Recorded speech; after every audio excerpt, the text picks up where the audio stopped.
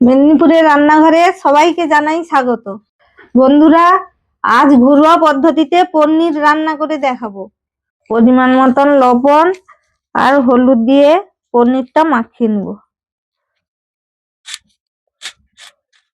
বন্ধুরা, আজ বৃহস্পতিবার, লক্ষ্মীবার। আজ সম্পূর্ণ নিরামিষ রান্না, পনিরের তরকারি রান্না করে দেখাবো। প্রথমে পনিরটাকে ভেজে নিব।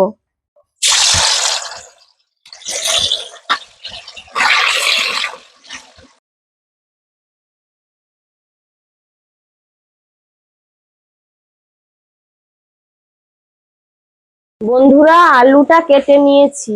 পনিরের তরকারিতে লাগছে ক্যাপসিকাম আর মটরশুঁটি, পরিমাণ মতো বাদাম, আদা আর ধনেপাতা নিয়ে নিয়েছি।